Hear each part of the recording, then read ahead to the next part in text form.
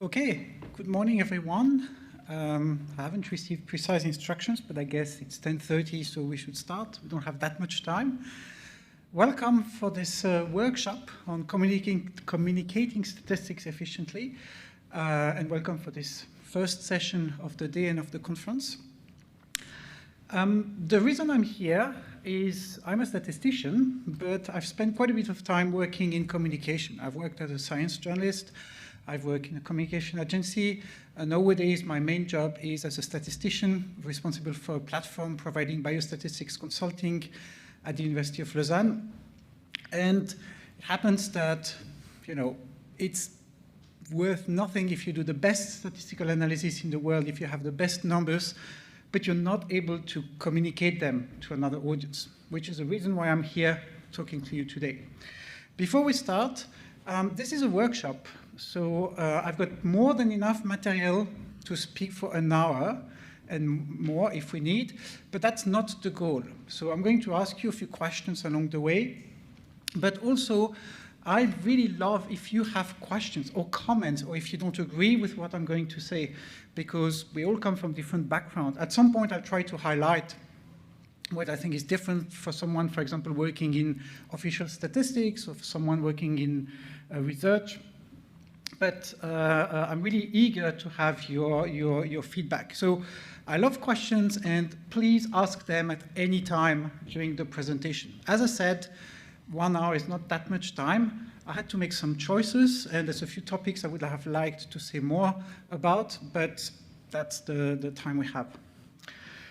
So, as a beginning, you thought you could avoid it, but I'm going to tell you about COVID. One of the side effects of COVID in the past 18 months has been not only people being sick, news, but a deluge of statistics. We've all seen it. There's been a lot of statistics, graphs, text, tables, statistics a bit more complex, like at the bottom right here with confidence intervals. We've seen everywhere.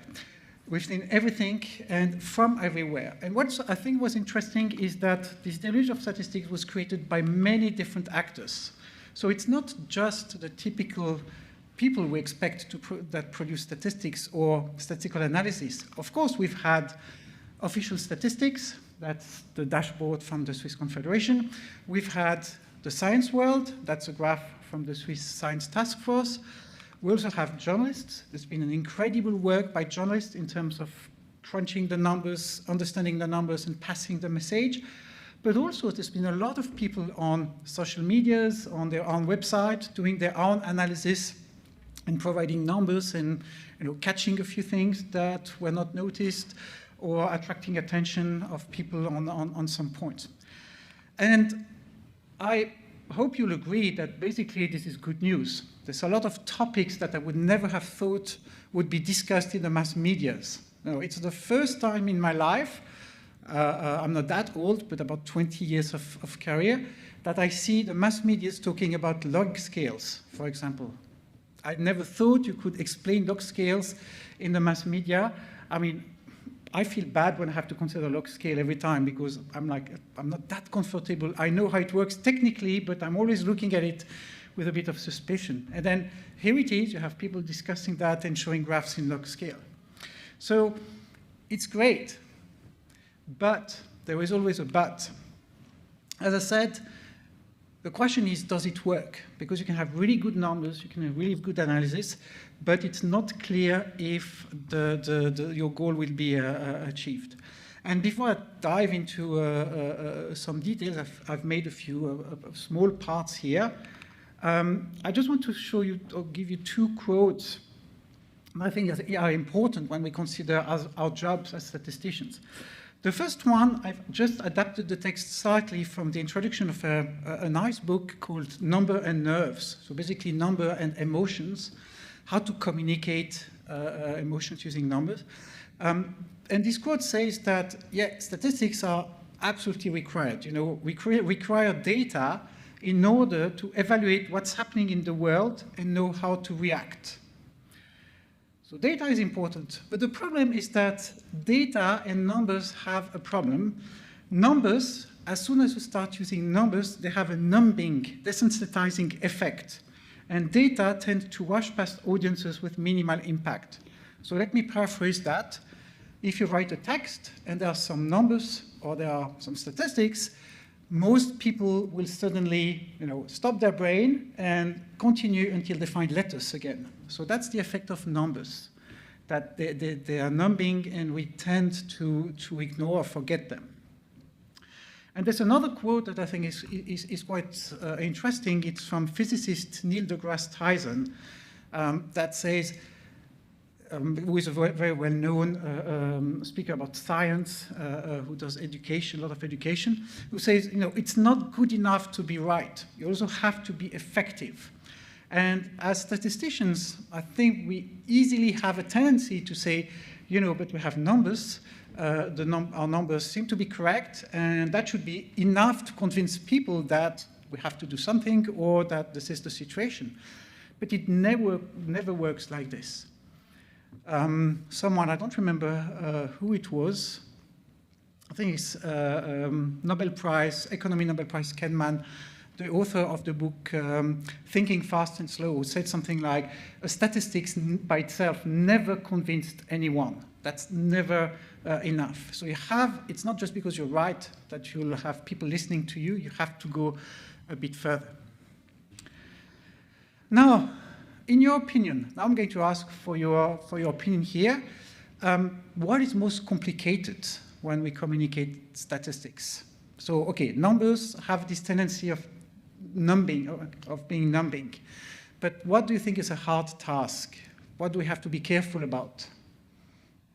Yes?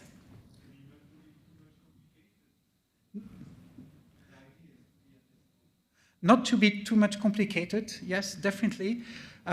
This is something I've kept for if we have too much time at the end, but I've seen a lot of websites, a lot of dashboards that really try to give you all the information. And by the way, here is the information broken down by content, here's the information broken down by time, etc.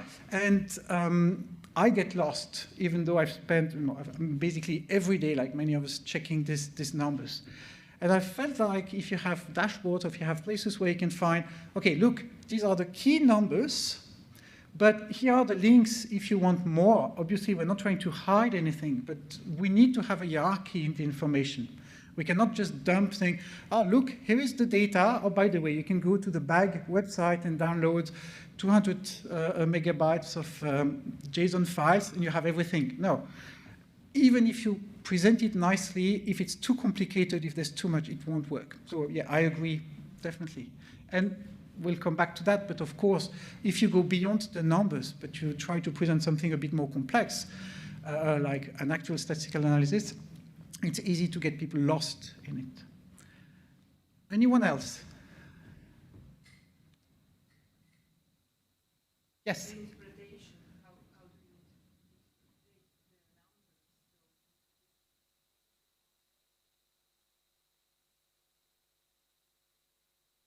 Yes, so the interpretation.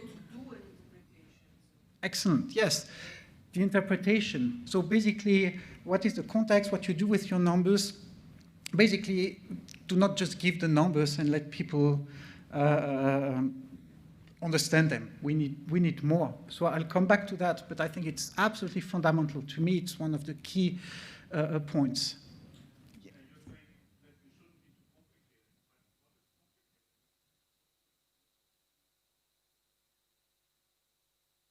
Yeah, exactly. So that's why I think it's important to have a hierarchy where you have an entry point that, so let me repeat the question for people who are remote. It's easy to say you should not be complicated when you talk about statistics, but it really depends on your audience. And maybe even if you try to say something simple, it will be too complex for people who are not used to work with statistics, but sometimes it'll be too simple. So that's why I'm a huge believer in hierarchizing the data. Like you have an entry point with like a few numbers or something, and then you can click and go further. So you try, I think for this COVID is a good example where the audience of the statistics were basically everyone. You know, I've seen some some people once in a supermarket who were parents of a friend who were like 80 or something and were discussing, and I was saying, yeah, what I've seen is that, and the person was like, oh, but I checked coronadata.ch this morning and this is what I saw. And I was like, excellent, I didn't expect that. So yeah, we have to cater for everyone, and that's the complexity, indeed. I would list that in the complexities. Anyone else? Yes?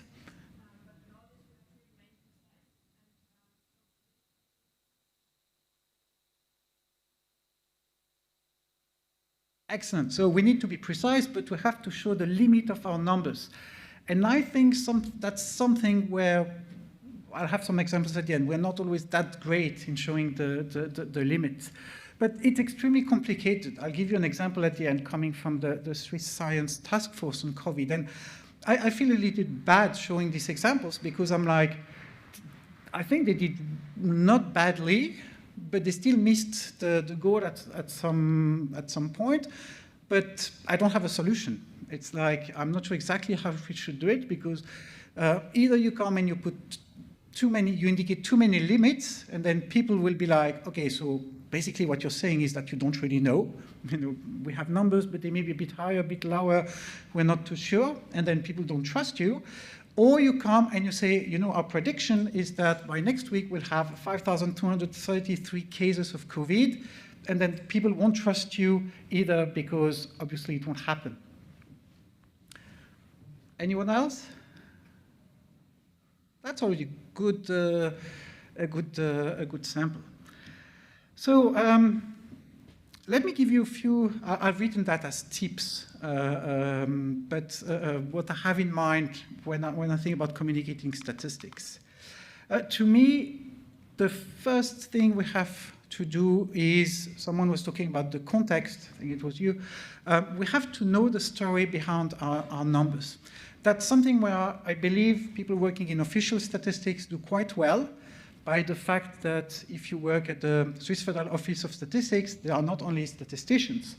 If you are working on health data, there are people who are specialized in health, like medical doctors and the like.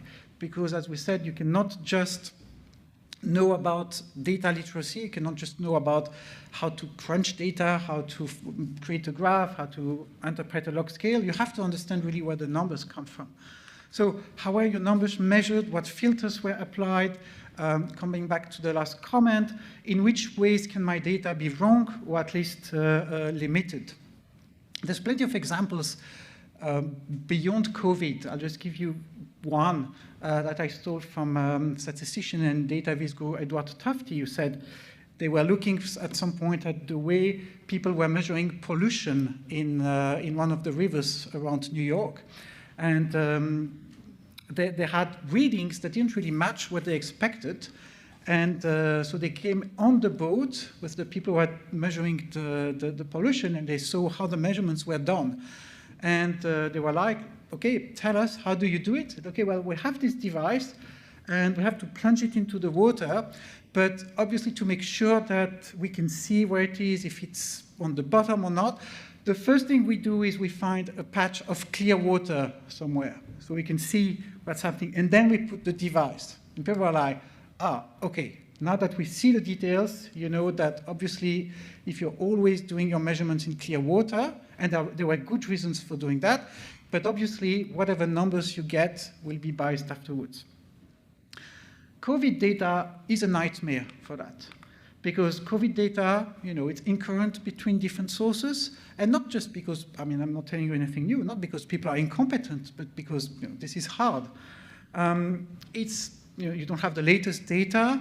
I still love to get to the bottom of it, but we still get every 2 weeks or so update of the data from 6, 8, 10 months ago. Again, there's probably good reasons for that. It's like, oh yeah, there were a couple of deaths that were not recorded correctly.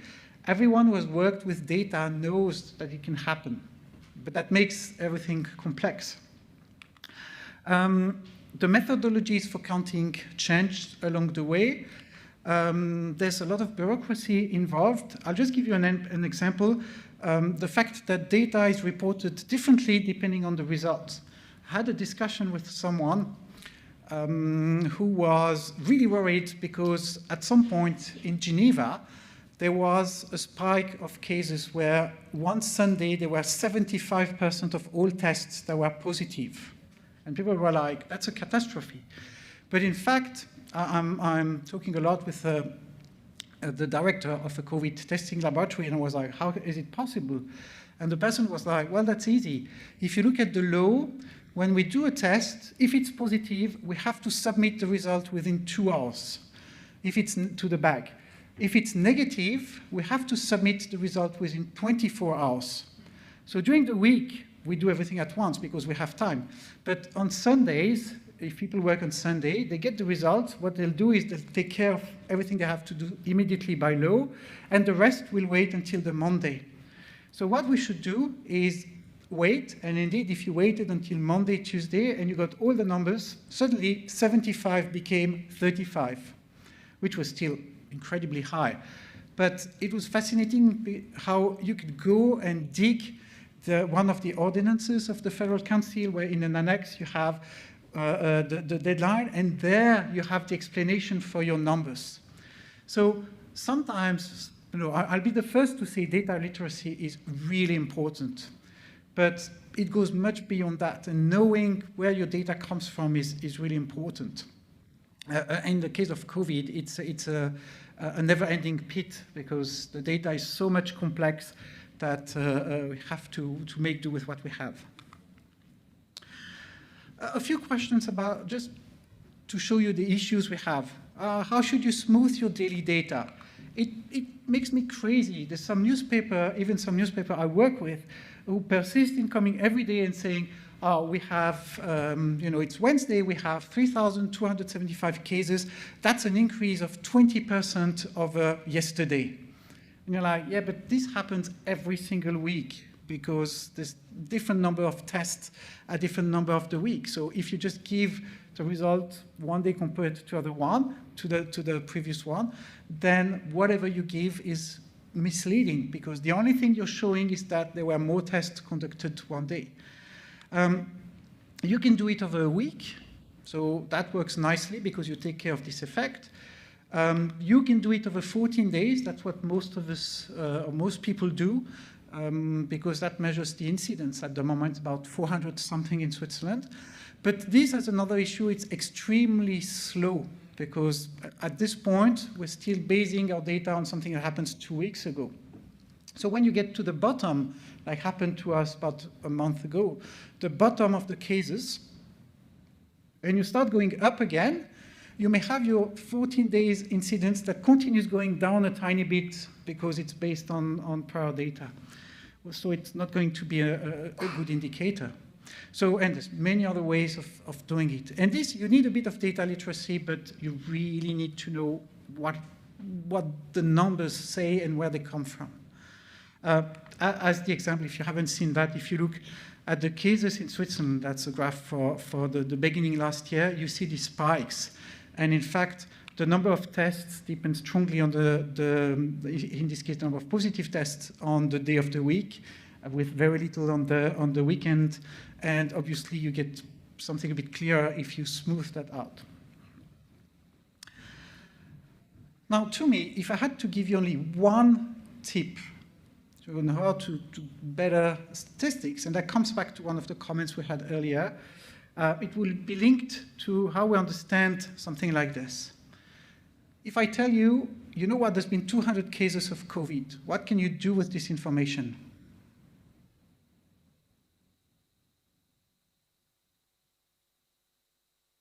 I know you have the answer.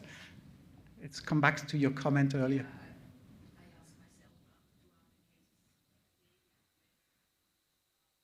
Exactly. Exactly. So just the absolute number tells us nothing because we don't know if it's over a day or a year. Basically, a number by itself says nothing. And that's where I won't go into the details, but you really need to know where the data comes from. And in this case, just as a side note, most statisticians would come and say, oh, but that's easy. You have to say number of cases compared to the general population. So you have cases per 100,000 people. But it's much more complex than that. For example, for epidemics, there was a lot of discussion about that last year. You should compare to the number of clusters because it's something that cannot spread immediately through the population. It really spread from one person, and depending on whether you have a large population or a small population, that will not make a difference at the beginning. It depends on how many cases you have. So that's why you need to know about the topic itself, not just the data.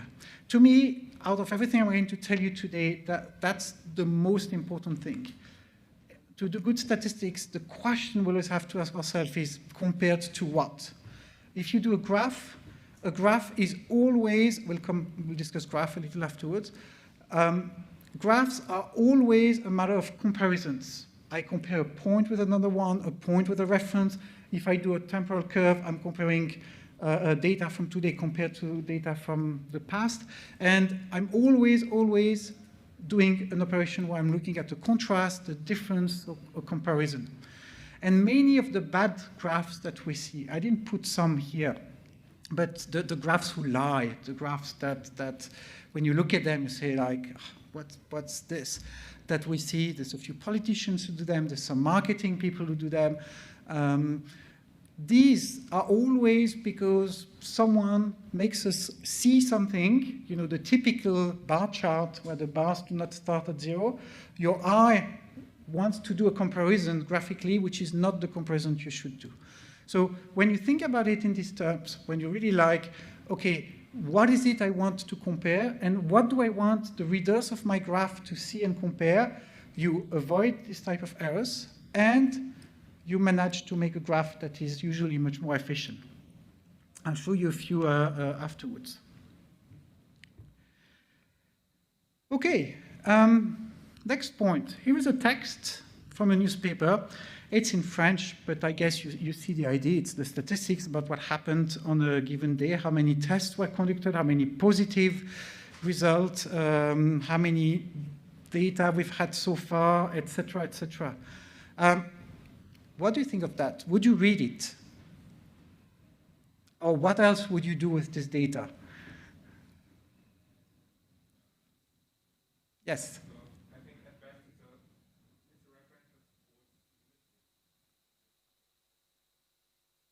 Yeah, there's no, in this case, there was no imagery. It's every day there's a kind of report. And I'm kind of worried that there's not a single person in the readership who would read that. Because that's even if you're interested in the data, you get lost in the middle. What would you do instead?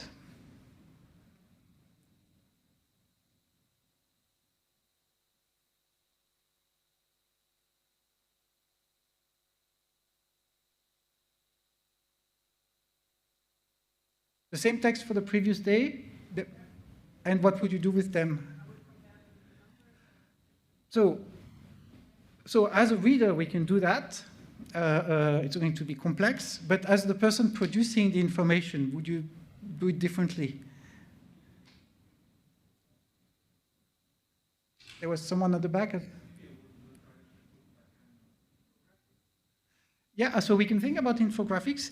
In this case, I choose this particular example because there is no historical information. There's just one number for each, so it's going to be a bit hard to make an infographic. I agree. That's going to be the next step. We'll maybe have a graphic.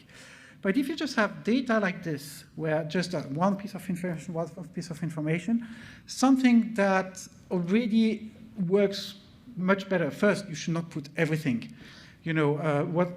Tell me if you disagree, but to me, what people are going to be interested in is how many new cases, how many new people in hospital, how many people dying.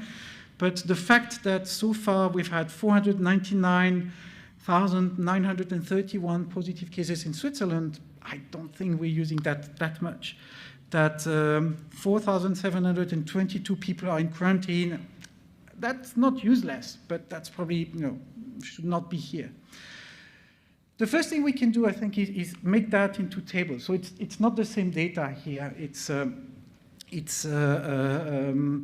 vaccination.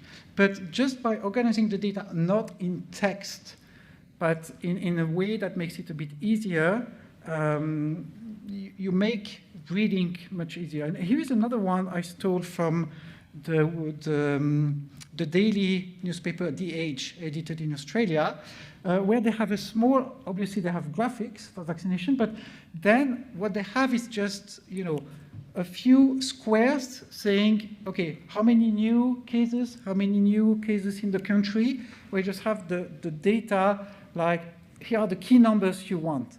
And we're not going to write a sentence, because this is not a text that you read, this is a number you just want to pick up. So I think this is much more efficient. So always think whether you can turn your data into tables. Tables are quite useful. They structure the information in a way that sentences cannot. You can still put annotations, you can still put a legend, you can still put comments, but you add some structure to the data that actually makes it readable. And the next step, I probably don't have to ask you because it was mentioned. The next step is, why don't we go for graphics? We have the data, even a table like this. The advantage of a table like this, for example, for vaccine rollout in Switzerland, is that if it's well done, you can choose to order it as you want. Either you order it by canton, if you're interested in seeing how your canton is doing, or you're ordering from smaller to larger, if you want to see which cantons are doing well or not. It allows you to explore the data quite nicely. But graphs are likely what's going to be most useful when we communicate this kind of data. So tip number 4 is obviously turn tables into graphs. Now, data visualization, I could tell you about it for hours. There's another workshop that talks about infographics and animated graph. There's a few sessions where you see things. So that's one of the most well-known topics on communicating statistics. And you can do, I do 2 days courses either with the programming or 1-day courses just on the principles of data visualization. There's a lot to say. So I'm not going to go into there because there's lots of references. There's zillions of books and blogs and Twitter accounts that talk about that, and it's easy to find information. I just want to say 1 or 2 things, little points that I think are quite important. But first, if you have to plot a graph, in your opinion, what is the most important component of a graph? If you had to keep only 1 thing in the graph, what would you keep?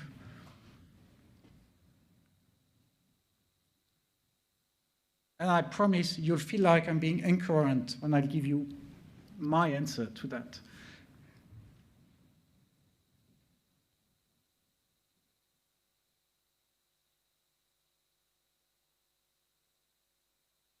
It's a tough one. But to me, the most important part of any chart is actually the text. I told you we should not put statistics in the text earlier, so let me explain. If you just put some points, even if you put axes, but you don't have values or information, you cannot understand anything on the graph. While we've seen it earlier, we can have information in numbers or in a sentence. Now, obviously, my point is not to say do graphs where you get rid of all the graphic parts and just use sentences. Now, what I want to say is, of course, a bit more deep, but I'm just going to steal the words of Amanda Cox, who's a statistician working for the New York Times. What she thinks is important are annotations. She says the annotation layer is critical. Words in a graphic should highlight the relevant pattern or an expert's interpretation and not merely say, here is the data. What it means is you don't want a title that says, scatter plot of the average age in each canton with the, average age with whatever variable you can think of. Your goal is not to describe the graph, not to say, there's a line here. That's what people can say. The goal of the text is really to allow you to transmit information, expert information, insight, interpretation. We had this word earlier. So that's my tip, and I'll show you a few examples. Provide expert annotations on your graphs. And at the moment, we're back to COVID here, but by far the best people I've seen doing that are the data journalism team of the Financial Times. And The Economist are not too far behind, but Financial Times, they've done an incredible job. They've produced graphs like this, where you can see that you have the information, you've got the curve, that's from last year. Now they don't produce these graphs, but you can produce them by yourself on their website. It's a log scale plot. They explain why they choose log scale, and it's complex, but they've added information. You can see you can see here there's a line of 33% daily increase to help you understand. There's other versions of this plot where they had several lines like if a country is above this line, it means the number of cases double every week. If it's above this line, it doubles every 3 days, etc. Where you can help people understand. You know, you look at here, Italy, why are they high? Okay, large elderly population rates raises death rate. So it's quite a busy plot, but you don't only have the data, you also have the information, and you really can learn a lot from it. And you should, if you still have in mind the myth that says that we should let numbers speak for themselves. No, numbers do not speak. If you think you've heard numbers speak, there's a problem. Nate Silver, another well-known statistician who turned journalist, wrote, no, the numbers do not speak. It's us who speak for them. We imbue them with meaning. Remember I told you earlier about knowing the subject matter, knowing where numbers come from. There's always a reason why the data was created in the first place, why it was published. The example I love to use, I don't know if some of you are subscribed to the weekly magazines from COP and Migros. Migros magazine, and I don't remember the name of the other one. And they used to have every month or so a full page saying, we got an independent study to show that our prices are lower than the other guys. But both of them had it with a percentage saying we are 1%, COP was saying we're 1% below Migros, and Migros saying we're 1% below COP. But hey, it was indicated that it was independent, so it can only be right, no? But the point is, it's not really independent if at the end of the day, you have the power to decide to publish it or not. So you know that Migros mandated this study, and they will never use a full page to say we are more expensive than the competition. So at the end of the day, the fact that you see a number, the number may be right, but the sheer fact that it was communicated to you already means that some people thought it should be communicated to you or not, and that influences its result. It already changes the way it speaks. Again, in official statistics, that's a bit easier because we don't change every second day and say, okay, we don't publish that anymore because we don't like it, but we'll publish this one tomorrow. But at the end of the day, there's still often a decision to say, are we going to start collecting this data? Are we going to start publishing this data? Even though there's some political pressure, I'm sure, but it's not the same as in marketing or directly politics. But definitely, we always speak for the numbers, so we have to be conscious about it and be careful. One thing that I believe is really important when we want to design good plots is to avoid creating puzzles. A lot of plots are puzzles. What do I mean? Let's just look at another plot. I'm sure you've seen it. It's one of the rare plots that you can see anywhere that has its own name. It's the hockey stick curve that shows the change in climate over the past few years. And that's a well-known plot, and there's an interesting story to what is shown on this plot that I won't tell here because it takes a bit of time.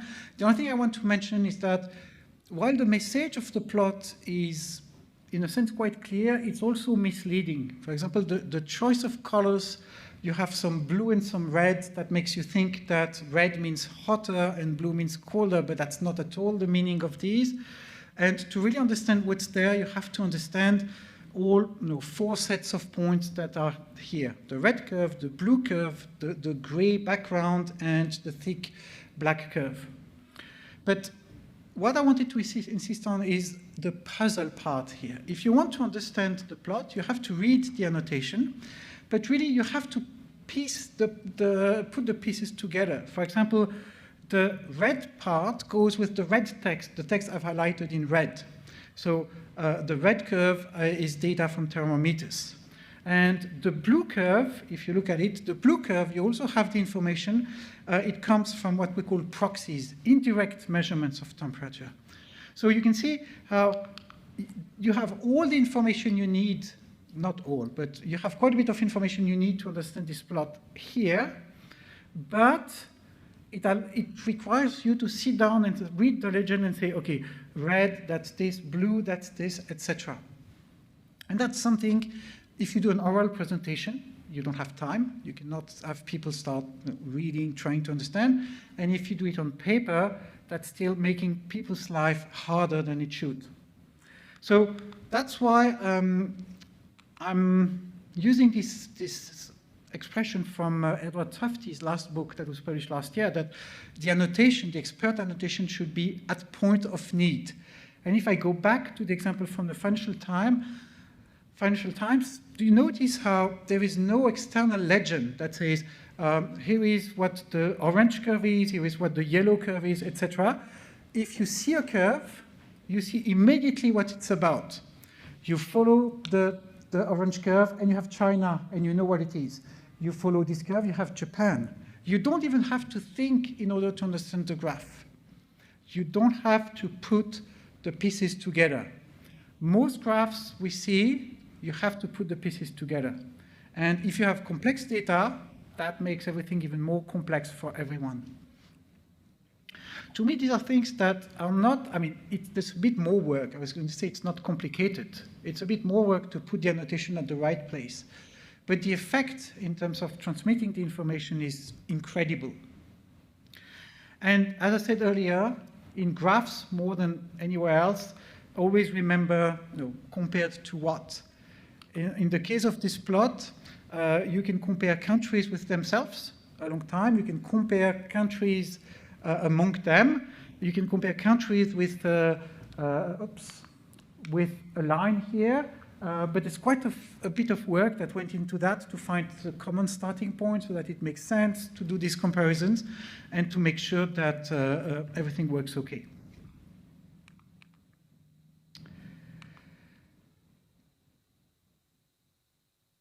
I'm sure you've heard, if you've read any book or you've seen any presentation about data visualization, people will come and say, okay, you should absolutely not use this plot, or this is the best plot ever. So in your opinion, I'm sure we'll have different opinions, but what is the plot that people say you should never use? Pie chart. That's the one that is supposed to be hated by statisticians.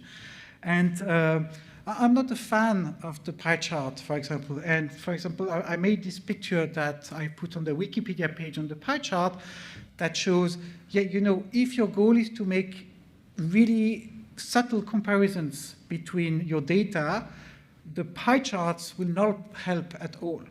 And Edward Tufte was, again, I mentioned it already twice, the person who is known for hating pie charts the most, said the only thing worse than a pie chart is several of them, which you can see here. And indeed, if your goal is really to be able to say, in this pie chart, the second one here, is the yellow part larger than the green part, the pie chart is not terribly useful, while the bar chart, you don't even have to think. And that's nice and well. The question we should ask ourselves again is, what do we want to compare? And yes, there are some cases where we want to do subtle comparisons, but most of the time it's not the case. For example, if I change topic and I look at this data, and you can immediately see where it comes from last year's US election. I've taken the two states that were most strongly in favor of one or the other candidate. And if you look at the pie charts, you can immediately see that basically, if you take Wyoming, we are like almost 3/4 for Donald Trump and a bit over 1/4 for Joe Biden. In California, I look at it, I'm like, okay, 2/3, 1/3. I get the ballpark. If you look at the bar chart at the bottom, you can get the information, but you have to think much more, because you have to say, if I take California, that's the easiest one, you have to say, okay, the blue part, or purple on the screen, but blue on my screen, the blue bar is about twice the red bar, so that's 2/3, 1/3. But you don't see the 2/3, 1/3 here. So there are some cases where the pie chart will give you the information you want better than something else. I still believe that most of the time we can do better using another chart, but we should not be stuck in rules and guidelines that we feel guilty because we're not following. Another thing, we talked here about the big principles that I think can help a lot, is the opposite. It's the small details. I could spend the entire hour telling you how much I love the graphs from the Financial Times. And if you look at them, there's plenty of reasons to love them, and one of them is the amount of details that they put in them. For example, that's the number of doses of vaccination in a few countries. That you can look and you can see the plot, but if you zoom in, you can see that they've made something that few people do. They've made sure that when curves cross, they look like a bridge. You can see all the crossing. There's a little bit of emptiness, which means that the curves do not touch. And you can play with that. And I've tried to reproduce that in some of the plots I use. And it's, to me, obviously, it's not a scientific experiment, but to me, it's impressive how much readable this plot is, where the curves do not like a dish of spaghetti, for example. They really look like curves that are well separated, that are much easier to read than if you had everything at once. And yeah, you can see that if I look at this, again, example from the Financial Times, you see all of it. You know, this about excess mortality in different countries. You get the information, you get the curves, you get a legend that is quite clear, where, you know, it's not the annotation is not on each plot, so it's not exactly at the point of need, but you can see that it's written in a way that you understand it quickly. When they talk about shading, it's shaded. When they talk about a curve, you get the right font, the right color, which allows you to get into the plot quite quickly. Which brings me to tip number 8. Don't be ashamed and steal from the cool kids. I mean, there's plenty of really good things that are produced, and you should get inspiration. The reason why I really like the people from the FT and John Murdoch in particular is because he spent an incredible time explaining what they did and why they choose to do something one way or another. He's been really active on Twitter, but they've had some articles explaining their choices. He's been doing keynotes at conferences where I really say, okay, and by the way, we tried that, it doesn't work.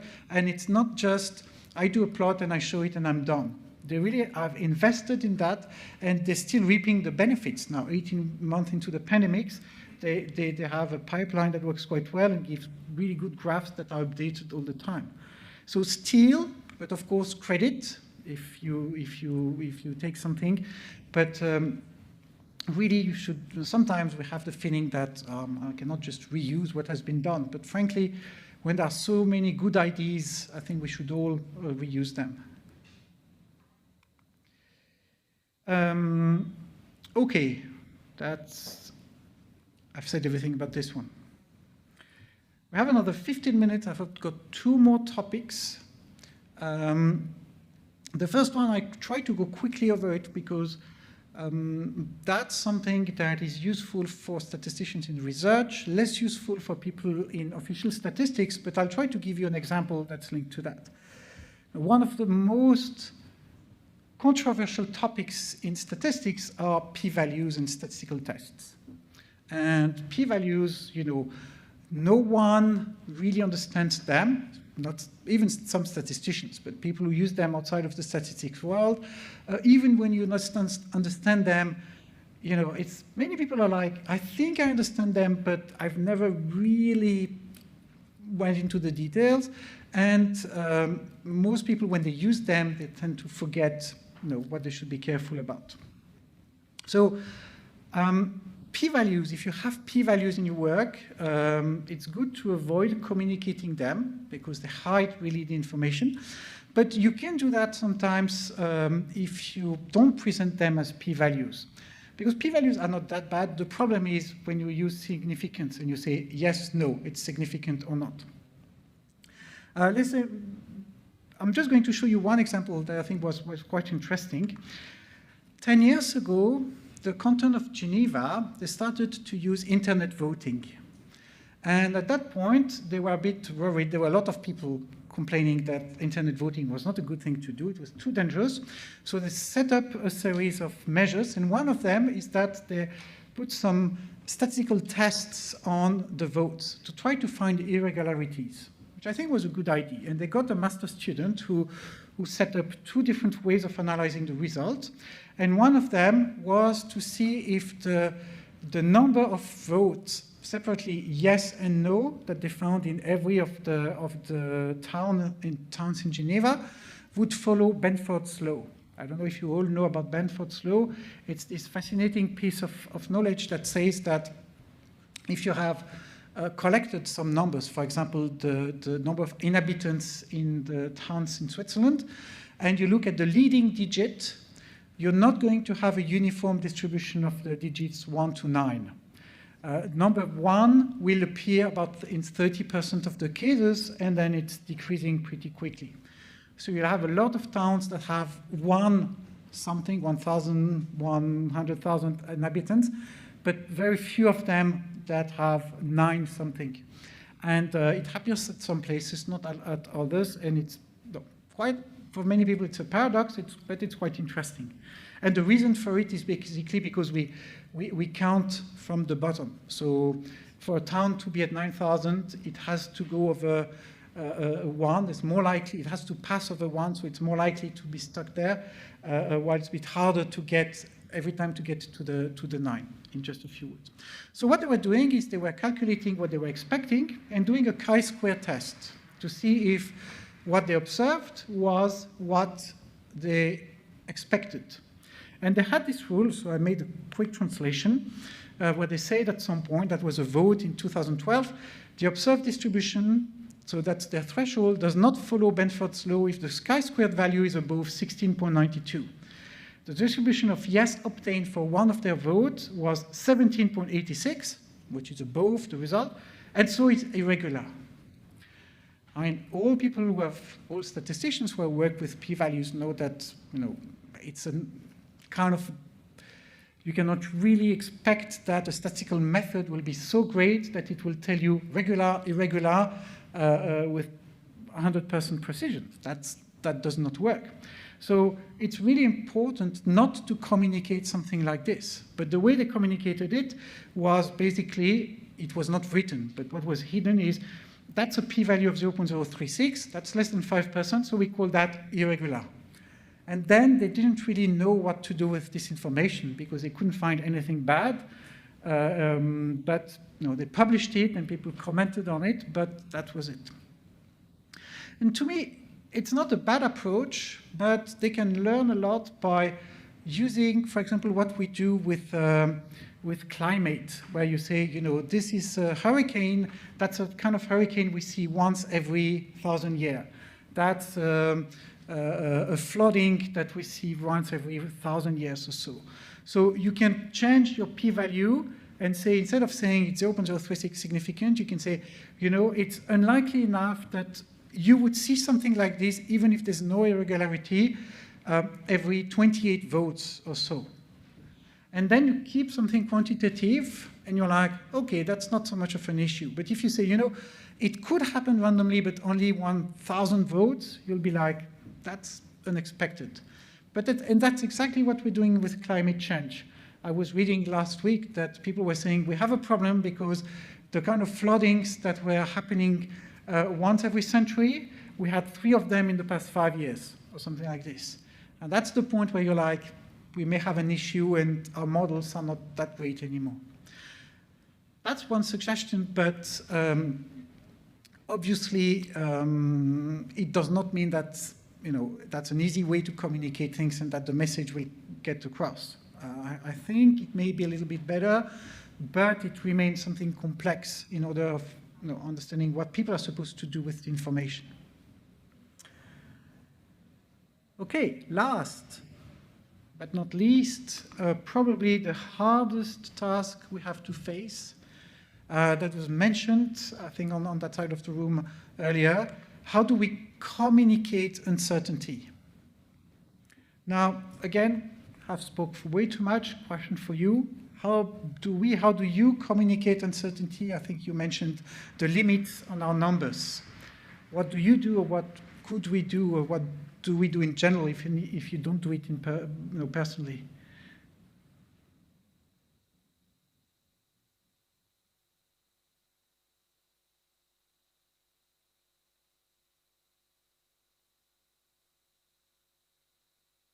Probably it's bad news if you don't have an answer.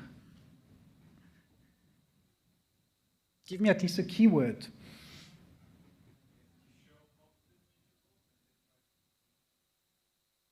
Yeah, confidence intervals, that's a typical way of showing uncertainty.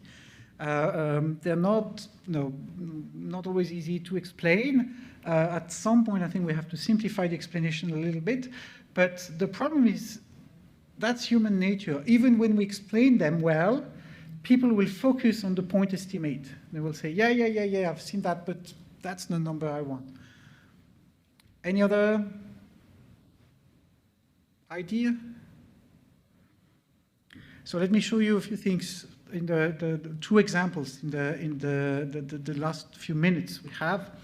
How do we communicate uncertainty? For example, I've seen that's from The Economist last week, and there's 2 things that I like quite much here. The first one was the use of shaded bands here.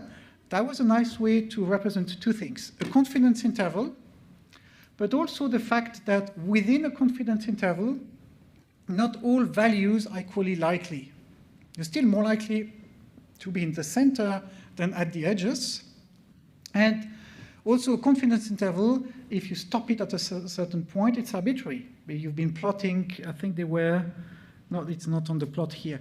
They were maybe plotting 90% confidence interval or 95% confidence intervals. And really what is behind, is this a normal distribution or something that doesn't stop at a certain point? So these are it's not going to be perfect, but are a way to give the impression that, we believe that it's more likely to be here, but it's still possible, and then it fades out at the edges. So there's quite a few ways of representing data that people have worked on to show this uncertainty. That's one of them. The other thing I liked was when they were giving the chances of a majority. So I didn't discuss the plot. You may have read that. It's the different ways in which parties in Germany can work together in order to get a majority. And they, for example, if SPD plus CDU plus FDP go together, they have a really good chance. They have the best chance of all combinations. And you can see that they have these estimates of the chances of a majority where they're not saying, they have a 95% chance of winning. That's what the website 538, led by Nate Silver, did in the past, which was their best estimate from their model, but obviously it came back to haunt them afterwards when suddenly they had the predictions not working perfectly. And I like this way of having something unintentionally fuzzy, like, okay, it's better than 90 chance in 20. It's kind of, yeah, I'm telling you, I have a rough idea. I'm not going to pretend I have an exact percentage. They have an exact percentage. They have a model that gives them an exact percentage. They're doing a lot of simulations of compilation of surveys, of polls to get that, but they stick to saying, okay, there's some uncertainty, so I'm giving you an answer with uncertainty. Last example, we have only 2 or 3 minutes left. Confidence intervals, I think they're important, but they're really hard to communicate. And I'm going to show you an example. We started with COVID, we'll finish with COVID, with my apologies.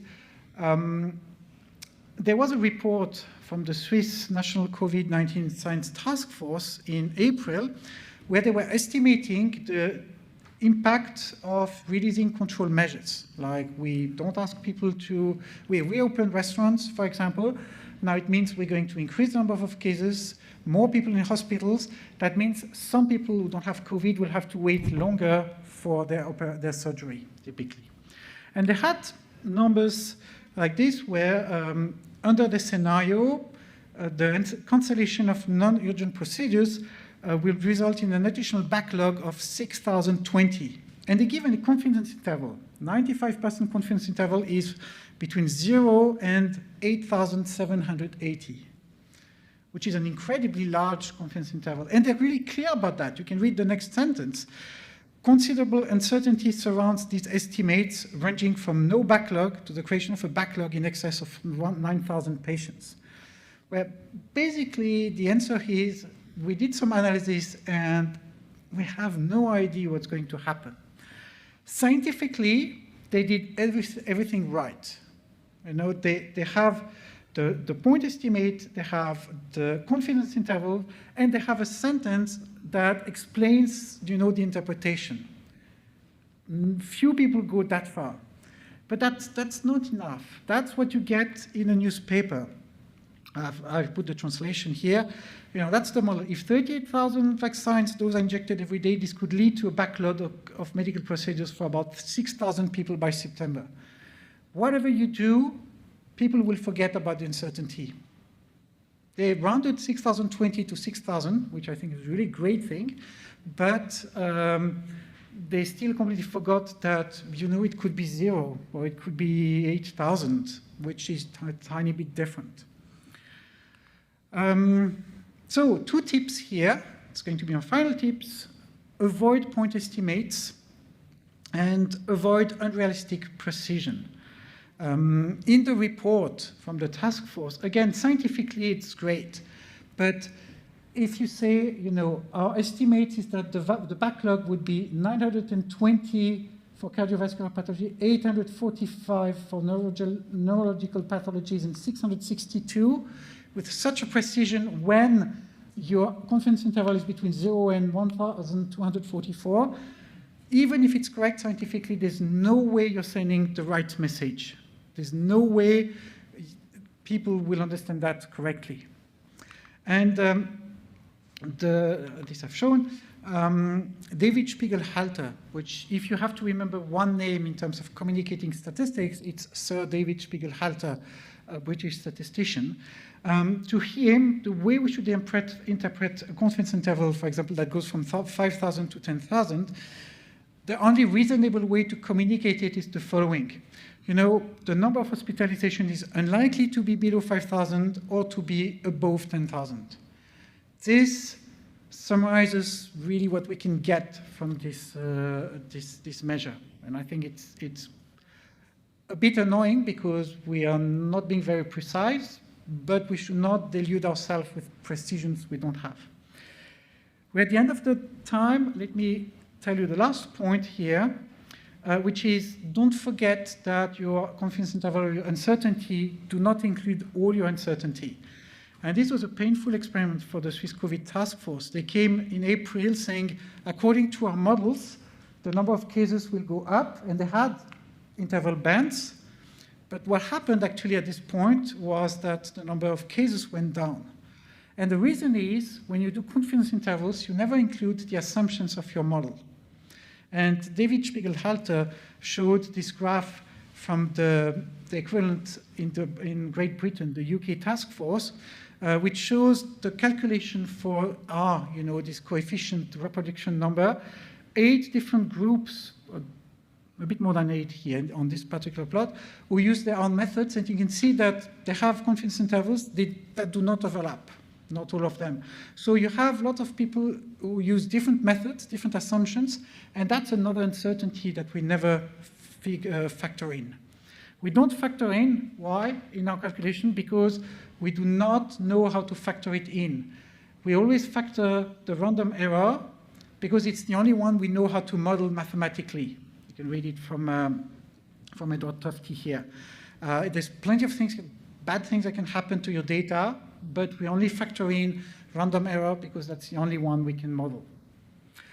I don't have an answer about how we include the assumptions of the model into our uncertainty, because the problem, if you do it too well, you'll be like, we don't really know what's happening and you're not trustworthy. So, conclusion with just 1 minute late, I think if you think doing statistics is complicated, you should try communicating statistics, because that's a level of difficulty above. There's a lot of things I didn't talk about. I initially thought about communicating risks and percentages and the like, but the timing is perfect. We'll stop here.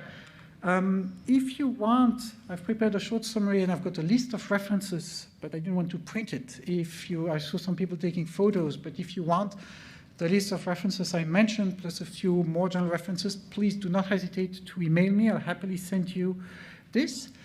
And if you have any more questions to ask me, I'm very happy to stay here for a little while. Those of you who want to go to the General Assembly of the Swiss Statistical Society, it's the time now.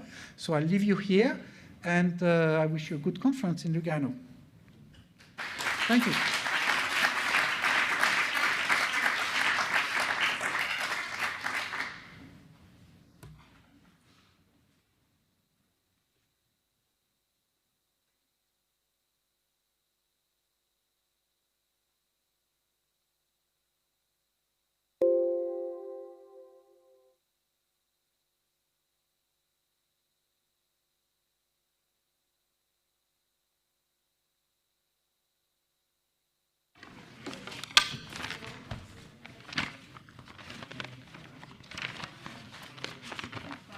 Oui, oui, absolument. Ah, c'est bien que vous posiez la question, c'est-à-dire que mon accent n'est pas trop catastrophique. Non, mais justement, j'avais un doute, mais comme c'est génère. Ah, vous êtes à Neuchâtel, d'accord. Oui. Sur le dernier, sur les assumptions qui sont derrière le modèle, ouais. J'avais plein de questions par rapport à votre présentation qui était très bien. Merci. Sur la dernière, comme on fait les scénarios de population,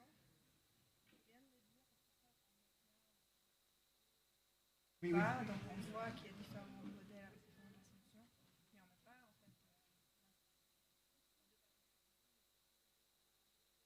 fait. En théorie, oui, parce que en fait, le problème, c'est qu'on a plusieurs niveaux d'incertitude. J'ai des suppositions, c'est des modèles un peu hiérarchiques où on a mes suppositions scénario bas, en théorie. Hein, en pratique, on n'arrivera pas, mais en théorie, je devrais avoir une probabilité pour chacun en me disant, ben, celui-là a peu de chances de se prévoir, celui-là a plus de chances d'être là. Et puis, tout ça ajoute à la complication. Mais à l'intérieur d'un scénario, après, il y a encore une incertitude.